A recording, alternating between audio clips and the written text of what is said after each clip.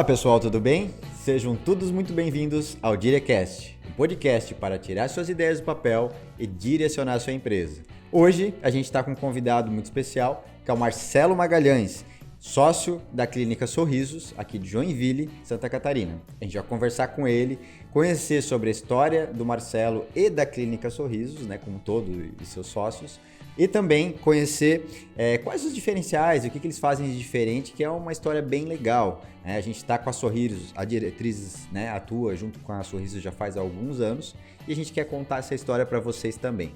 Acompanhe a gente, que tem muita informação legal aqui para conversar. Vamos lá, o Marcelo Magalhães, ele é formado em engenharia. Olha só, ele é sócio de uma empresa de odontologia, uma clínica odontológica, e é formado em engenharia. É sobre isso que a gente vai conversar. E ele atuou muito tempo durante a carreira dele, depois eu vou falar um pouco nessa área, e começou a empreender com a clínica no ano de 2018. Marcelo, dê boas-vindas pro pessoal e vamos trocar uma ideia. Já começa falando pra gente que história é essa de um engenheiro ter uma clínica de odontologia pra gente. É isso aí, pessoal. Como o Luan falou aí, a gente tá num segmento um pouquinho diferente aí do normal, né? Digamos assim. Mas é algo que acho que todo mundo escuta muito no empreendedorismo. Às vezes pessoas de segmentos diferentes, né? Às vezes está atuando de uma forma ali que não condiz muito. Sou formado em engenharia civil desde 2016, não tem tanto tempo assim, mas trabalhava na área desde o início da faculdade. A odontologia realmente ela caiu de paraquedas no meu colo, digamos assim. E por coincidência até meu irmão é dentista também. Acabei me casando com uma dentista, que por isso também que eu dei um pouco, né, de sequência dentro desse segmento. Trabalhei na área ali da construção civil, com obras ali um pouco grandes, 10 pavimentos. Trabalhei com pavimentação, laboratório de solo, asfalto. E nunca imaginei que eu iria cair dentro da odontologia. Já me imaginava empreendendo de alguma forma, né, dentro do empreendedorismo. Lembro eu mais novo chamando meu pai para uma reunião em casa assim, para tentar apresentar um projeto para ele de uma franquia. Eu lembro na época de pizza. Quantos anos isso mais ou menos? Acho que eu tinha uns 17 anos mais ou menos. Eu lembro, talvez meu pai não se lembre disso, mas lembro como se fosse ontem. Ele escutou tudo que eu tinha para falar, né? Meu irmão estava até junto, meu irmão sempre me impulsionou a fazer boas leituras. Ele estudava um pouco mais, 1 ano e meio mais velho que eu só, mas ele sempre, às vezes, ele se posicionou um pouco antes do que eu. E eu lembro meu pai sorrindo um pouco assim, e tipo, o que esse moleque tá falando, né? Como vocês falam, o que esse guri tá falando? E não me deu muita confiança. E parece que quando alguém desafia a gente sente um pouco menosprezado, assim, e nesse sentido parece que o nosso subconsciente fica impulsionando a gente de alguma forma. É a ânsia, e de lá para cá, essa ânsia. De lá para cá eu sempre tive esse desejo de estar empreendendo de alguma forma. E para mim, assim, foi algo muito interessante, assim, que eu parece que deu uma energia de onde eu não tinha, né? Acho que altos e baixos todo mundo já passou, né? Eu já tinha passado por alguns altos e baixos em relação à parte financeira desde mais novo, porque às vezes a gente se arrisca de uma forma que às vezes uma pessoa um pouco mais velha não se arrisca. Mas sempre me posicionando de uma forma legal, me posicionando de uma forma, às vezes tentando ser um pouco diferente dos outros ali. Por que tu escolheu engenharia na época? Eu trabalhei em diversas áreas. Eu tenho vou fazer 32 anos, mas eu trabalhei em diversas áreas. Desde office boy até balconista, já fui instrumentador cirúrgico, já fui garçom, já fiz freelance em evento, cerimonial. E quando eu trabalhei na área da saúde, cheguei a tentar medicina. E realmente escolhi engenharia porque foi minha primeira opção, que eu não tinha passado na época que eu tentei federal, depois dei uma parada, trabalhei, né? E aí quando eu parei de trabalhar, que eu falei, vou voltar a estudar, eu falei, vou voltar para a minha primeira opção, porque eu estou ficando um pouco mais velho, então já Na época, a engenharia civil estava em ascensão, né? Hoje está um pouco mais em baixa em algumas regiões do país, mas é normal de qualquer profissão, né? E acabou que eu falei, vou estudar engenharia mesmo. Mas foi legal porque, como eu já tinha um pouco de experiência de vida, eu me posicionei na faculdade de uma forma diferente. Eu digo que a grande sacada foi essa. Às vezes, estar me posicionando de uma forma diferente, eu tinha um pouco mais idade do que os outros. Então, às vezes, algumas sacadas que pessoas que estão dentro da universidade teria que ter para realmente, às vezes, estar se consolidando, tá? Se aperfeiçoando de alguma forma ali, que os outros, às vezes, não fazem isso. Você já fez faculdade, talvez se posicionou de uma forma correta, mas a maioria dos jovens é muita balada, muita festa, e às vezes esquece um pouco de uma parte fundamental, que é nos prepararmos para o mercado de trabalho. Sim. Para que estar lá de verdade, né? Qual o objetivo de estar lá? Então, assim, eu me posicionei de uma forma... Eu era o líder de turma, era o líder da comissão de formatura, eu fazia eventos na faculdade, eu promovia eventos voltados para a engenharia civil, eu já trabalhava desde o segundo período. Então, assim, eu trabalhava o dia inteiro, estudava à noite, trabalhava às vezes de madrugada para fazer um extra. Então, eu me posicionar dessa forma, estando à frente de algumas questões assim que eu achava importante como um líder já na época, digamos assim, foi fundamental. Foi fundamental para mim. Assim, eu já formei com uma cabeça um pouquinho diferente do que a grande maioria da turma. Sim. E talvez eu me posicionar dessa forma foi algo que veio lá de trás, né? Desde a formação dos meus pais, assim, minha mãe era vendedora, comerciante, tinha uma loja de calçados, depois acabou vendendo para minha tia, eu fui office boy dessa loja dela, então tive um contato na parte bancária, vi ali minha mãe se conectar. Minha mãe, eu vejo que ela nunca foi muito vendedora, mas ela tinha uma pegada de criar conexões com as pessoas de uma forma muito simples.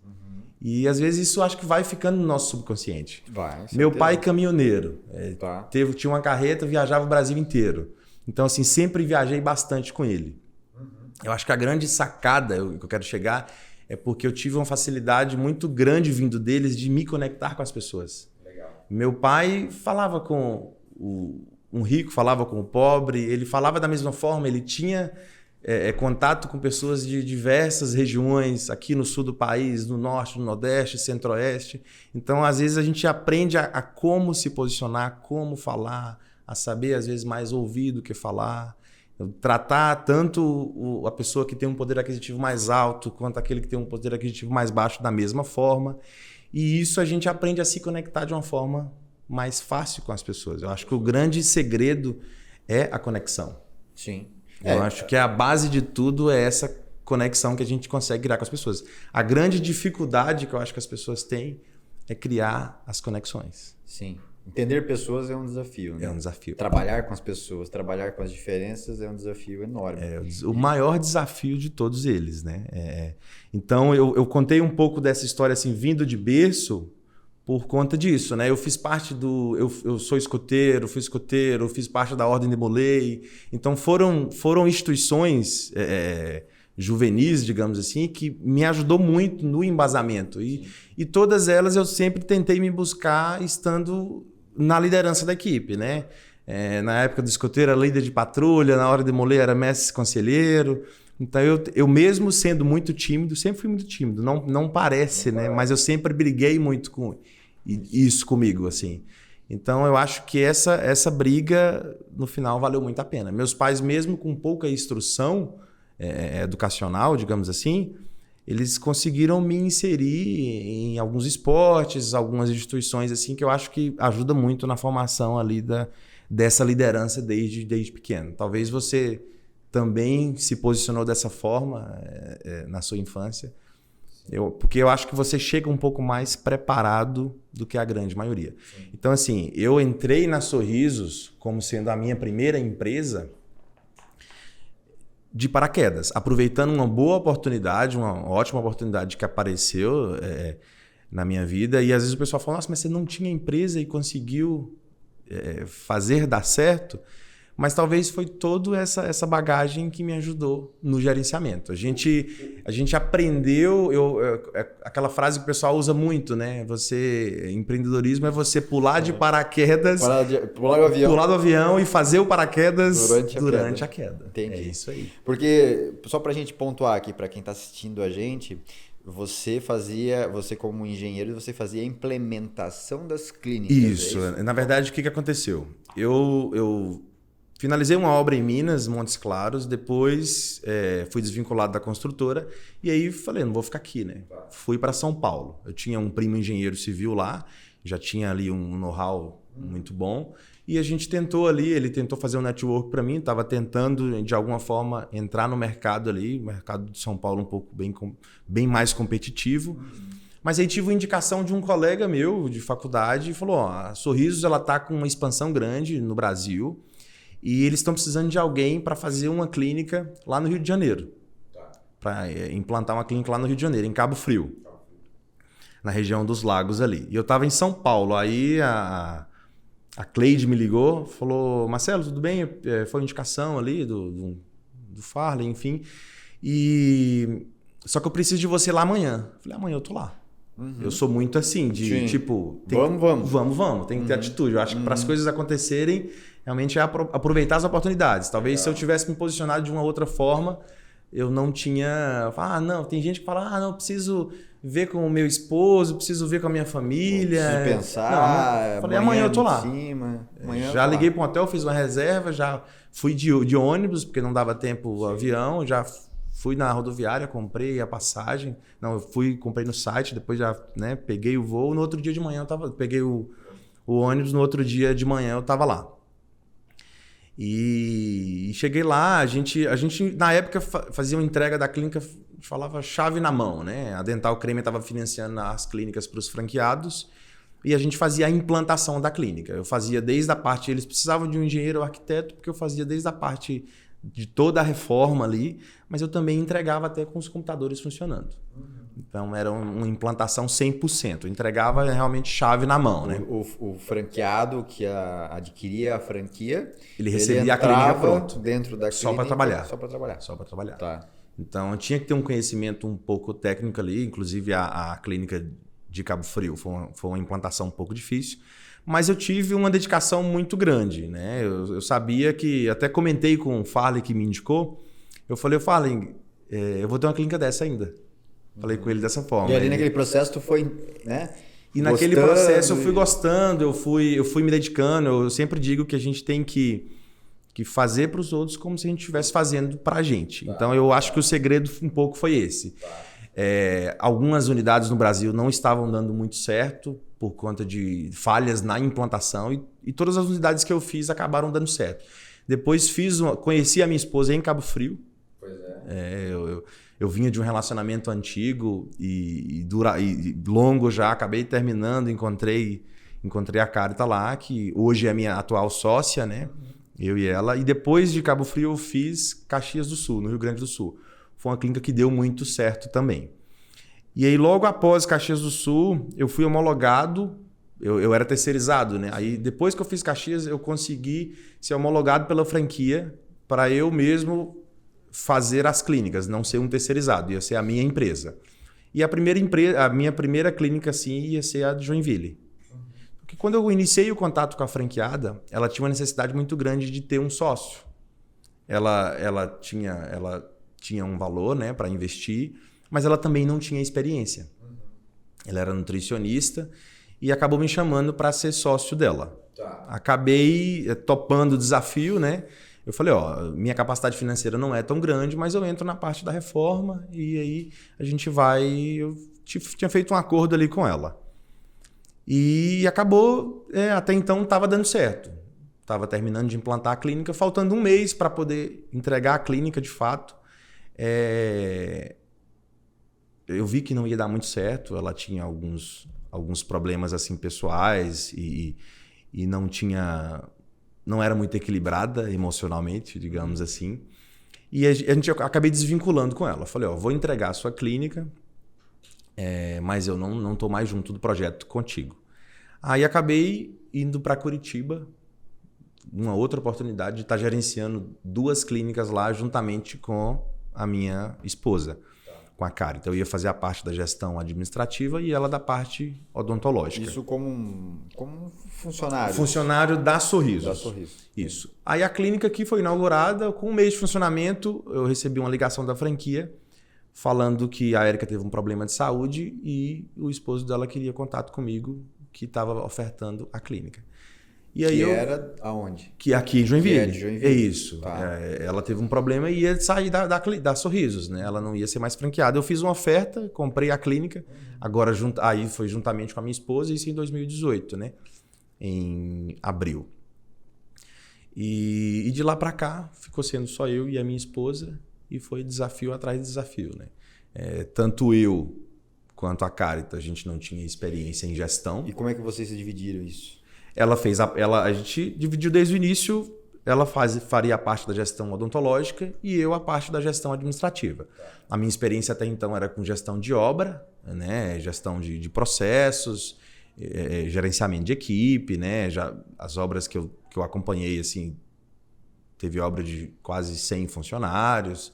Então eu já tinha uma facilidade com pessoas, né? De me conectar com as pessoas, de gerir pessoas. Lá, né? Que se inspirou muito na tua mãe. Isso, que tinha uma simplicidade de fazer conexão com as pessoas. Às vezes o pessoal fala, nossa, você é humilde, você conversa com todo mundo da mesma forma. Eu acho que isso é da pessoa, eu não forço para isso acontecer. Por isso que eu falo, é natural, às vezes é uma coisa que vem da criação mesmo, né?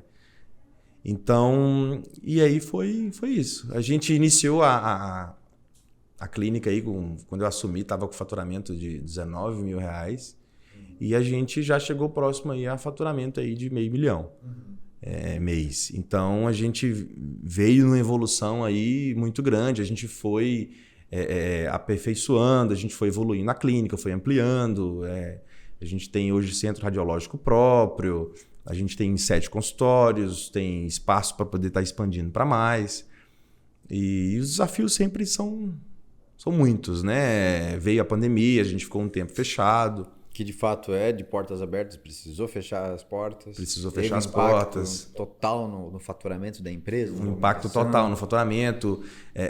O meu poder financeiro não é tão grande, eu não venho de patrocínio, né? Como o pessoal fala. Também não tem investidores externos. Não tem investidor externo, então às vezes a gente acaba travando um pouco, às vezes, para uma evolução um pouco mais rápida. Mas a gente vem aí de 4 anos já de clínica e a gente tem tido aí só... Às vezes passa por um período difícil, às vezes não, mas, por exemplo, ano passado a gente passou por um roubo seguido de incêndio, foi uma situação bem difícil, né? Então a gente acabou... Foi um desafio grande, mas passou, né? Passou. A gente conseguiu... Teve uma redução, né? Eu digo que o pulmão financeiro da empresa deu uma espremida, mas a gente vem fazendo um trabalho aí com vocês, com o Diego da Otimize, para tentar ter uma mitigação aí desses problemas, né? Tentar, às vezes, equilibrar de alguma forma. Legal. Muito bom. Marcelo, eu entendi, o pessoal também entendeu, vamos dizer assim, como a gente chegou até aqui, né?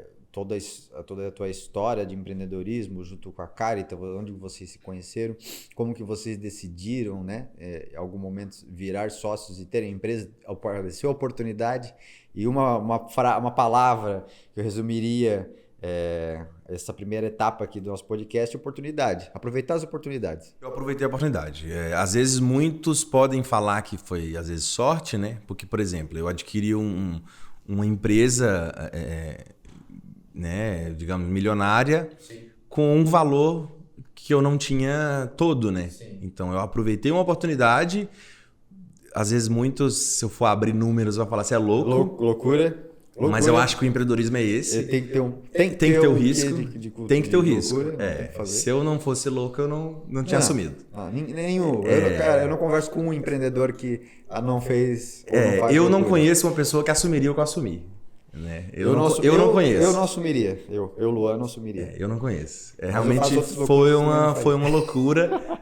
Como é que é? Eu também faço umas loucuras que tu também não faria. Talvez eu não faria. É isso aí. Legal. Eu acho que cada um tem sua loucura, né? A gente tem que saber administrar, às vezes dar um passo. A gente fala muito que às vezes você tem que ser rápido no plantio, mas você tem que ter um pouco mais de discernimento na colheita, né? Ter um pouco mais de paciência. Então, eu acho que algumas atitudes que a gente tem que tomar, ela realmente tem que ser rápidas. Porque eu consegui por conta de realmente me saber conectar e de estar no lugar certo na hora certa. Às vezes, na época eu tinha 29 anos, poucas pessoas às vezes dão confiança, né? Você é novo também e já tem o que tem, e às vezes já passou por alguma dificuldade parecida, né? Mas é o que eu falei, às vezes, uma dica que eu daria para quem está na universidade, por exemplo, que são alguns pilares assim que eu vejo que são fundamentais para todos eles estarem buscando, seria a comunicação. De alguma forma você tentar se aperfeiçoar na comunicação. Legal. Na parte de vendas, você tem que no mínimo saber se vender. De alguma forma. Se você não saber se vender, você não consegue nada. Nenhuma namorada você consegue, né? Nada. Então, assim, você também ter um estudo atrás de gestão, tentar estudar um pouquinho a parte de gestão, liderança, atendimento, saber realmente se conectar com as pessoas, experiência no sentido de entregar o máximo de valor possível, né? Não tá brigando às vezes pelo preço, mas sim pela experiência que o seu cliente vai ter. E a parte de marketing também, que é fundamental, né? Que envolve captação e outras coisas. E eu digo, todas essas coisas, volto a falar, todas essas instituições que eu participei, de alguma forma me ensinou algo dessa parte de marketing, de venda, de entregar a experiência, de entregar a gestão, de ter comunicação. Eu lembro, às vezes, a gente buscar patrocínio para, às vezes, fazer algum evento. A gente, às vezes, tinha um evento na cidade, a gente vendia para poder ter um lucro ali. Às vezes, fazia uma rifa, fazia uma feijoada, E eu estava ali sempre junto.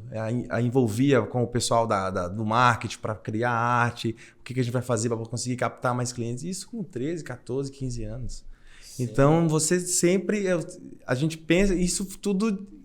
Na época, eu sabia que eu estava estudando esse tipo de coisa. Claro. Eu não estava. Então, foram experiências que eu tive que me ajudaram muito. Sim. Me ajudaram muito mesmo, assim. Sim. Pelo que tu falou, desde muito novo, tu já tem essa característica de liderança, né?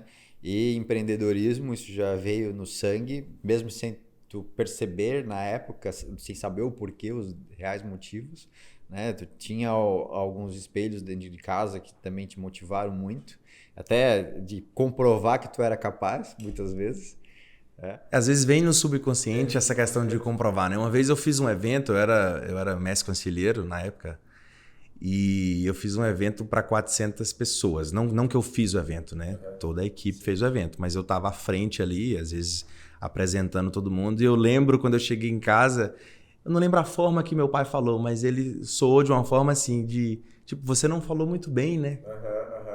Então, a partir disso, eu tentei, às vezes... Porque eu sempre fui muito tímido, como eu falei. Sim. Mas eu tentei, de alguma forma, equilibrar a forma que eu me comunicava. Eu falei, eu tenho que quebrar isso.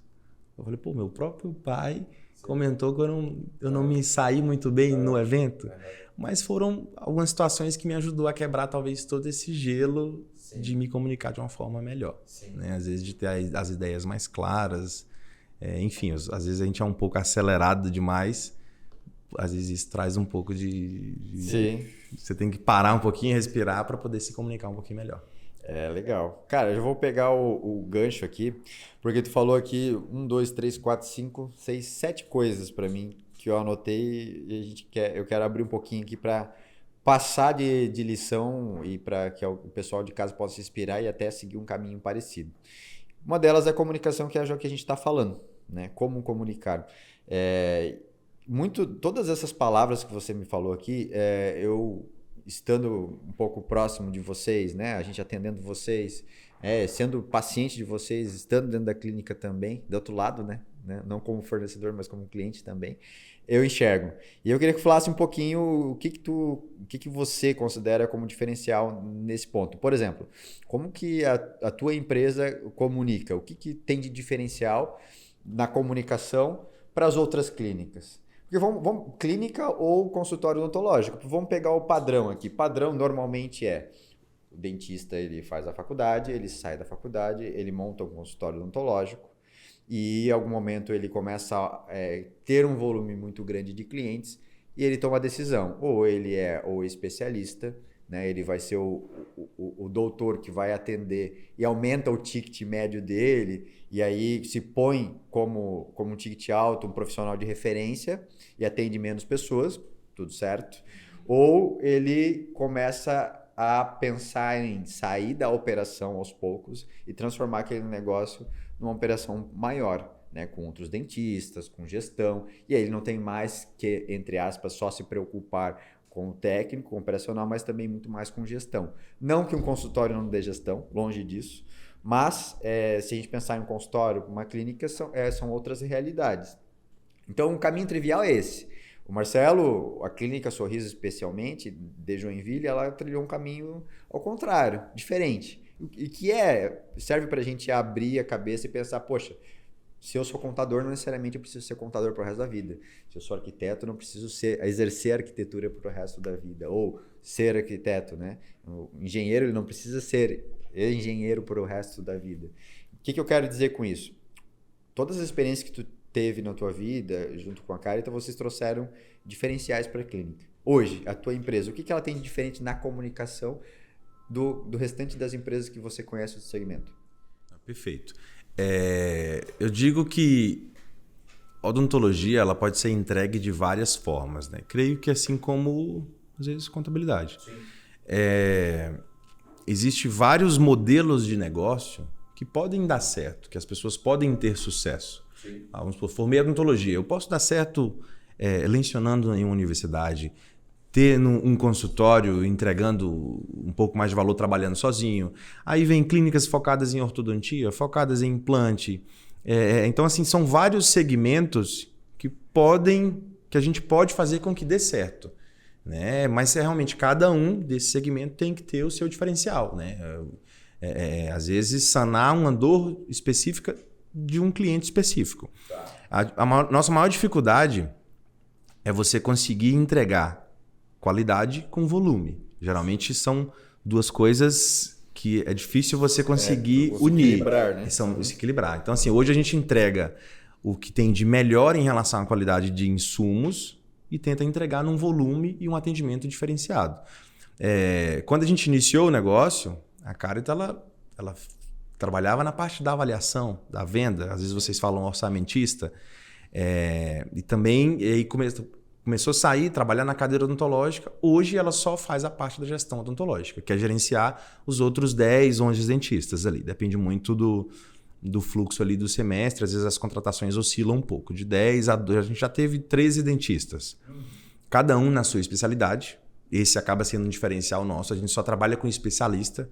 Se você for fazer um canal, quem vai fazer o seu canal é uma pessoa, o Dr. Gustavo, no caso, que ele é só especialista na parte de canal.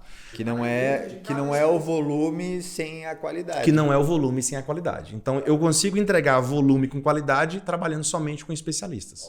Começa aí. E dentro de cada especialidade, eu consigo entregar algum diferencial. Por exemplo, na parte de canal. A gente faz o canal em sessão única.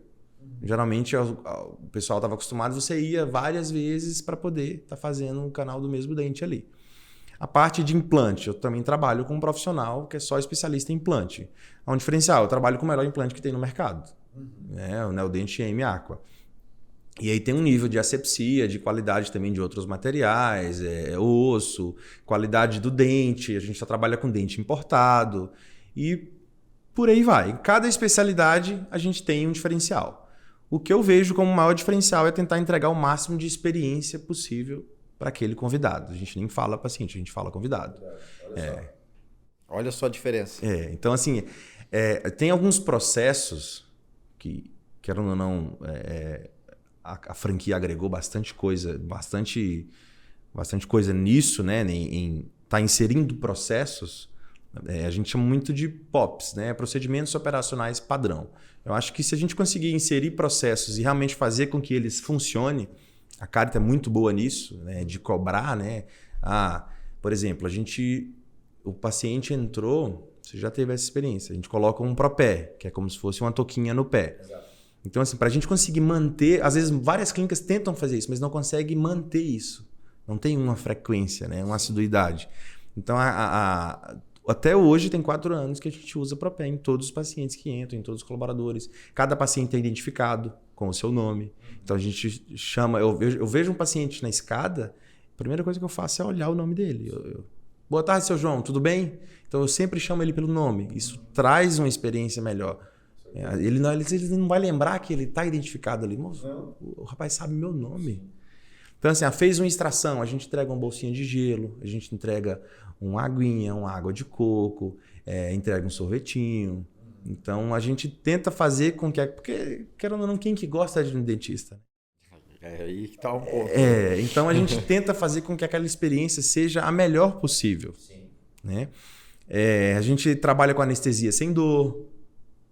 A gente trabalha com laser terapêutico, pós-cirúrgico, para ajudar na recuperação da cirurgia. Então, a gente tenta entregar o máximo de qualidade no mesmo lugar. E tem essa questão do conforto, que o paciente não precisa sair da clínica para ir em outro lugar, fazer um raio-x e algo do tipo. Legal. Então, a gente tenta...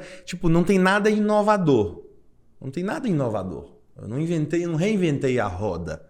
Eu simplesmente... estou tentando entregar o máximo de qualidade possível dentro de cada especialidade.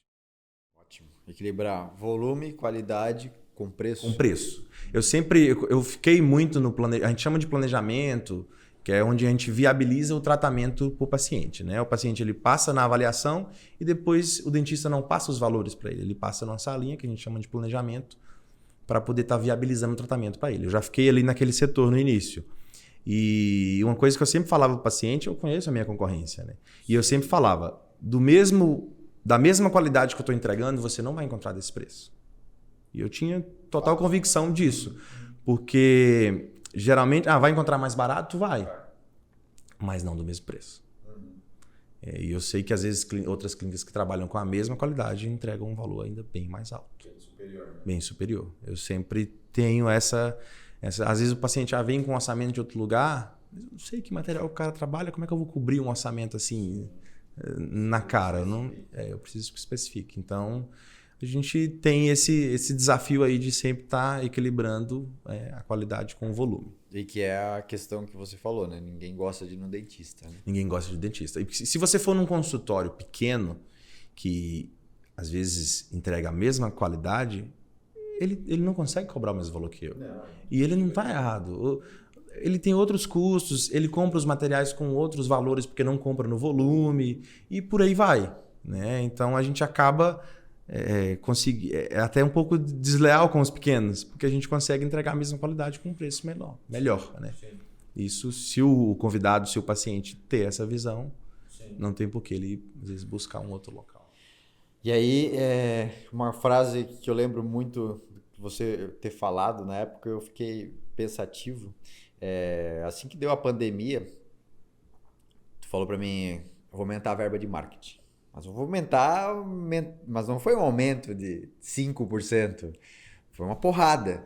E aí tu falou, cara, se eu não aumentar meu marketing agora que as pessoas não estão vindo... aí que vai dar problema. Ou seja, queria que tu falasse um pouquinho sobre essa ousadia. Eu acho que eu vou ter que controlar um pouquinho mais o que eu falo, porque você guarda mesmo, né? Você guarda mesmo. Eu lembro disso realmente como se fosse ontem, não tem tanto tempo, né? Mas eu conversei com um franqueado, eu fiz a clínica dele lá em Caxias do Sul, o Isaac. E eu sou bastante otimista, independentemente de qualquer coisa, né? Às vezes a Bruna do BPO, às vezes fala, Marcelo, como é que você dorme? Eu tenho que desligar, né? Se eu não dormir, quem vai dormir por mim? Mas eu falei com o Isaac e ele não foi nada otimista. Ele falou, Marcelo, eu já demiti 2 colaboradoras, estou tirando um pouco do meu investimento em marketing, porque essa pandemia não vai ser nada que a gente já viu. Diferente, né? Diferente. Eu escutei e falei, beleza. E eu não gosto muito de ir com a manada. Aí tá um pouco da minha loucura, assim, sabe? E aí sempre bati um pouco de frente com a Carita. Sim. Ela tem que ter o equilíbrio. Tem que ter o equilíbrio. Ela sempre me segurou em algumas coisas também que talvez se eu tivesse ido um pouquinho mais tinha dado errado. Mas a Carita querendo reduzir, né? Eu trabalhava já com rádio, trabalhava com Facebook, com Google, Instagram, mas com valores reduzidos. E aí eu falei, cara, todo mundo vai tirar dinheiro do marketing. Todo mundo vai tirar dinheiro do marketing. Eu vou fazer um pouquinho ao contrário. Eu coloquei mais grana realmente. Eu dobrei o meu orçamento na rádio. Eu dobrei o meu orçamento com o Facebook. Contratei um gestor de tráfego. Coloquei mais grana no Google. Teve outdoor. Fiz outdoor. Cidade inteira. Eu fiz outdoor. Tava orçando TV. Não tinha fechado, mas estava quase fechando. E eu falei, cara, vou fazer uma loucura aí. E aí, realmente, eu consegui aumentar meu faturamento dentro da pandemia. Realmente, se eu faturava, sei lá, 150 mil, eu comecei a entrar na casa dos 300, 350, 400 Sim. E ficou dentro dessa faixa aí. Então, foi foi uma cartada assim que realmente valeu muito a pena. Eu entrei num outro patamar de faturamento e a gente conseguiu equilibrar um pouquinho aí. Um período que a grande maioria estava num déficit de faturamento, né? Legal. De todos os clientes que eu conversei, assim... O mais louco sou eu. Do que fez essa estratégia foi só vocês, não tem?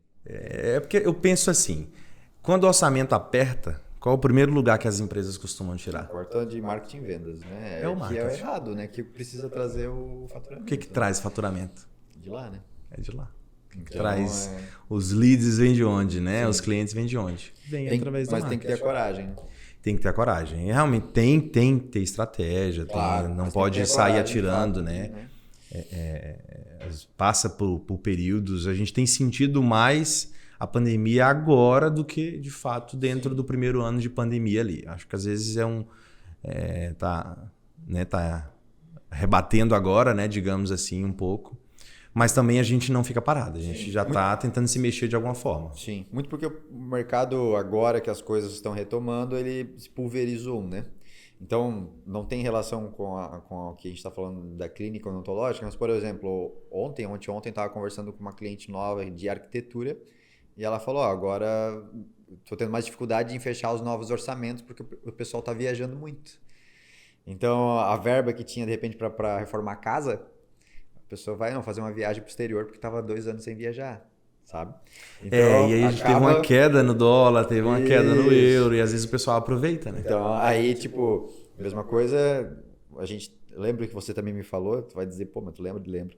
Que é das pessoas mais idosas que muitas vezes tinham dinheiro e resolveram usar esse dinheiro nessa época de pandemia para fazer alguma coisa na parte dos dentes e tal, né? Então... Teve uma mexida no mercado que a gente ainda está sentindo esse balanço. Né? O mercado ele vem mudando muito, né? E de uma forma muito rápida. A parte do marketing, você às vezes entende mais do que eu isso aí. Até esse meio do marketing digital, ele vem evoluindo muito rápido. O Facebook hoje mesmo ele não entrega o que ele entregava 1 ano atrás. Ele não entregava, então... A gente, às vezes, tem que tentar se reinventar de alguma forma. E, às vezes, também não pode ficar... o que eu vejo é que você não pode depender somente de um meio.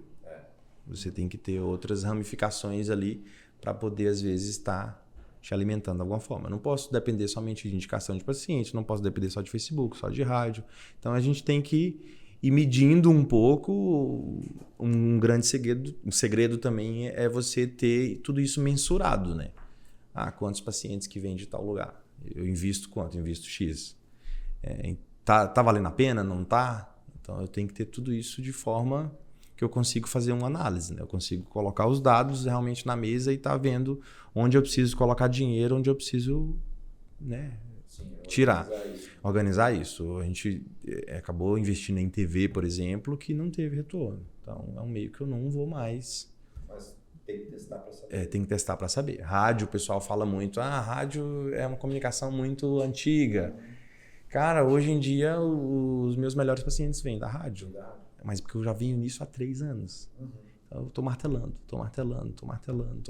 Uma hora, a pessoa que tá escutando ali todo dia, ele vai ter uma dorzinha no dente, ele vai lembrar o que é. Eu vou na clínica. Então, às vezes é uma forma de você se consolidar no mercado melhor. Esses meios de comunicação um pouco mais antigos, rádio, TV. Aí a TV acaba sendo um orçamento um pouquinho mais salgado, e aí a nossa capacidade financeira não é tão grande assim para estar segurando esse tipo de coisa. Seria a questão, então, vamos pensar no longo prazo, certo? Longo prazo. Então, faz não para ter resultado para ontem, né? Sempre pensando no futuro. E a gente conseguir mensurar isso, né?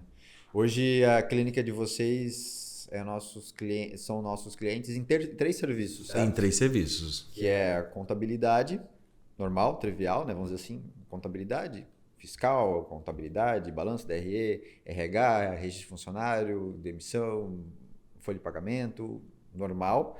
E tem também na parte D, que nós chamamos de BPO financeiro, que seria a terceirização do financeiro, né? Que hoje, por exemplo, ao invés de você ter um analista, um gerente financeiro reportando ao Marcelo, hoje quem faz esse trabalho é a diretrizes, correto? Que aí você até citou ali na conversa da Bruna, né? Como é que o Marcelo, não sei o que e tal. Então, que é a pessoa que te atende direto. E a gente tem mais uma parceria ainda que é junto com o Diego, da Otimize, que até foi, consequentemente, né? É o nosso último convidado do podcast. Então, o teu podcast está saindo logo em seguida, né? Acompanhei ali. E aí a gente faz esse trabalho, vamos dizer assim, em 4, né? 4 pontas, né, que são nós, essas 3 mais atua, para a gente conseguir buscar esses indicadores, números, para a gente estar buscando os diferenciais. Então, que vai do que você falou, a gente não pode depender só de uma ponta, né? Vou depender de oportunidades que só vêm da rádio, vou depender de oportunidades que só vêm da internet, vou depender, entre aspas, só da experiência que eu vou dar para o meu cliente. Não adianta ter experiência se não tem cliente chegando. Eu não vou... um dos diferenciais que você apontou é esse grande equilíbrio de ter um volume de clientes, né, de convidados, de ter uma qualidade no serviço muito boa por um preço muito competitivo. Só que ninguém consegue fazer isso se tu não tiver indicadores, se não tiver informação na ponta da tua mão diariamente. Faz todo sentido o que você está falando. No início, a gente tem que se virar com as ferramentas que a gente tem, né? Isso é legal. Isso é uma coisa que a gente fez.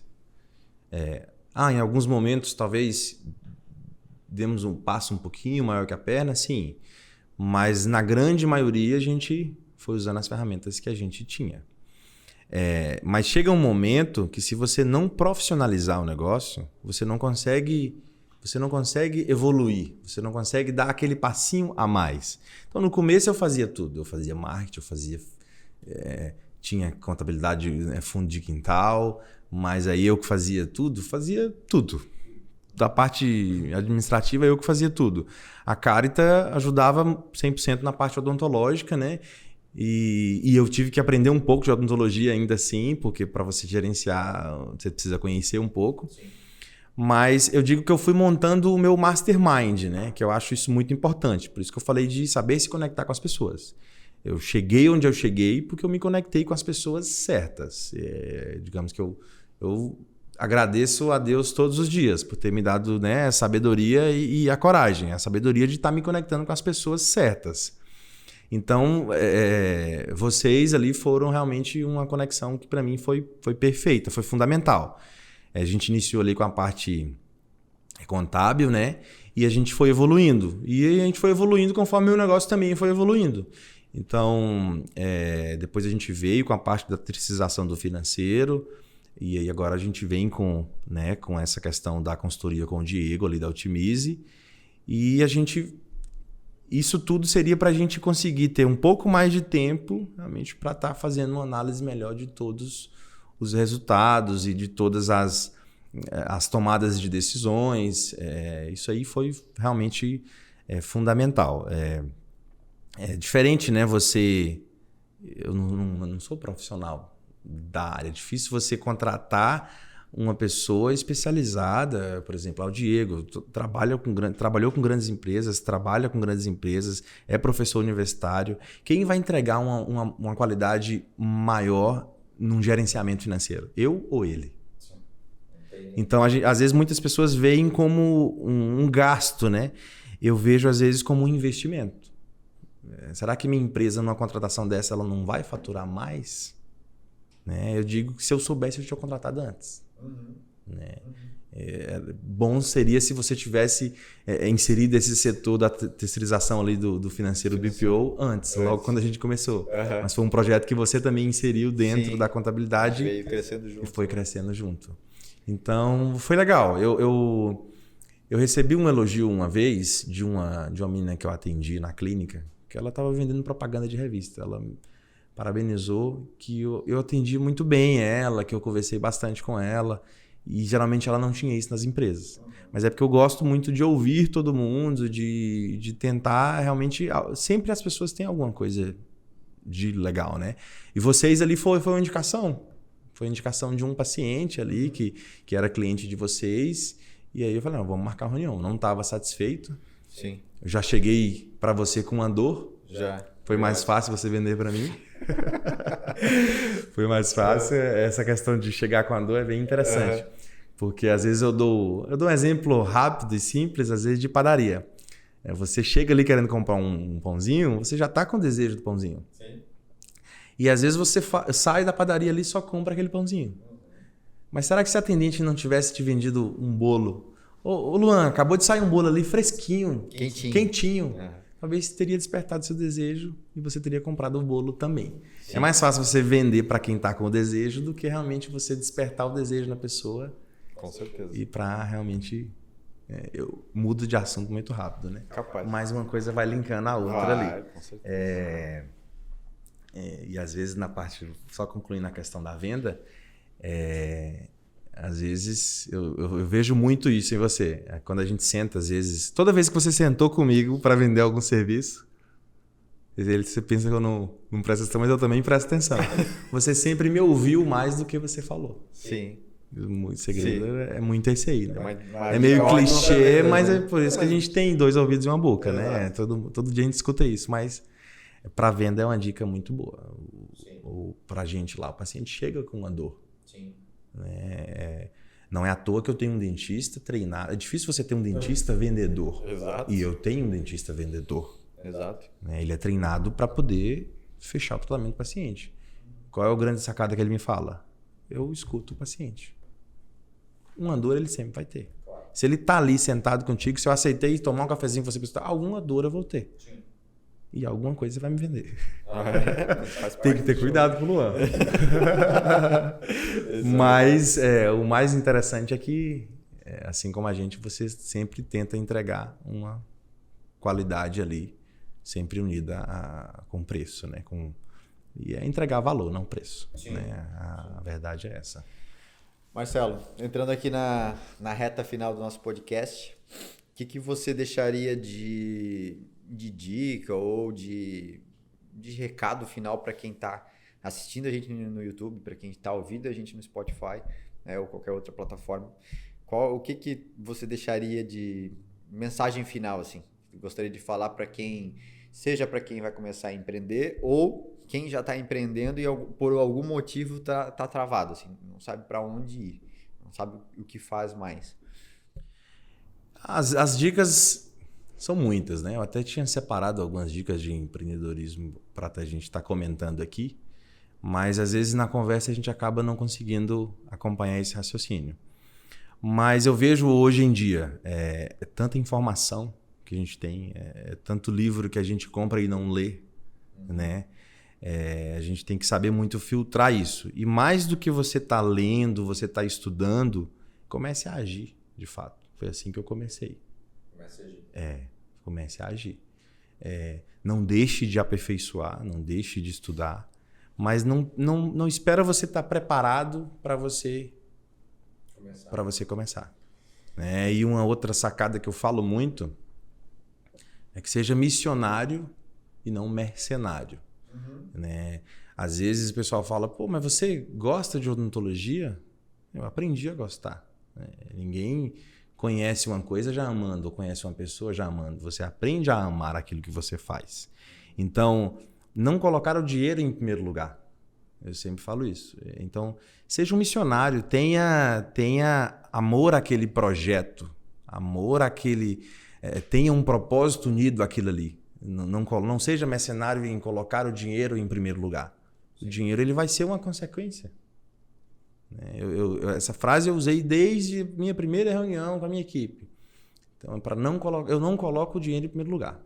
O dinheiro ele é uma consequência de um bom trabalho, de um bom serviço. Por isso que eu digo em relação a essa dica. Ser um missionário e não um mercenário. Né? Aquela, como eu te falei até no início, né? Para ser interessado e não ser interesseiro. Sim. Pense em primeiro dar para depois estar recebendo. Show de bola, Marcelo. Gente, vou agradecer o Marcelo aqui pela nossa conversa super rica. A gente tratou de vários assuntos, o principal deles, empreendedorismo, né, da onde surgiu as oportunidades, e também a outra questão relacionada a como que um profissional ele pode não se desligar, mas ele pode atuar em várias outras frentes e não estar totalmente fechado só na profissão que ele se formou, seja engenharia, seja arquitetura, enfim, contabilidade, finanças. Empreendedorismo é muito mais do que você estudou na cadeira da sua universidade, né? Não que isso seja dispensável, mas a gente não precisa só estar focado só nisso. A gente pode abrir a cabeça e nadar em oceanos azuis e aproveitar muito mais. Gente, obrigado por acompanhar a gente nesse podcast. Acompanhe o próximo, né? A gente sempre vai estar conversando com empreendedores de alto valor, como o Marcelo hoje aqui com a gente. Obrigado e até o próximo encontro. Pessoal, eu queria agradecer o convite do Luan aí, pela oportunidade. Como eu falei, até tinha falado com o Luan, nunca tinha gravado um vídeo antes, né? Às vezes a gente... mas o Luan falou, não é um vídeo, é uma conversa, né? Mas realmente eu acho que a mensagem que eu quis deixar, realmente, eu tento comunicar de uma forma clara. Às vezes a gente, né, vai fazer essa tentativa de ajudar um pouquinho que seja ali o próximo, a gente já fica bem feliz. Essa semana eu comprei não sei se você viu ainda, eu queria deixar uma mensagem para o pessoal. Eu comprei um quadro para meu escritório de um leão. E aí a gente, né, esse último ano foi um período bem difícil para a gente. Na verdade ainda está sendo, né? E eu sempre gostei muito da imagem do leão em si, das características dele. E eu escutei uma mensagem outro dia que, independentemente da fase, independentemente da crise que o leão esteja passando, ela só vai ser uma fase. O leão ele nunca esquece quem ele é, que ele é o rei da selva. E você nunca vai ver um leão comendo capim. Então lembre-se disso. Independente da fase que vocês estejam passando, ela sempre vai passar. Ela nunca é eterna. Show de bola. Isso aí. Obrigado. Obrigado. Até mais. Até mais.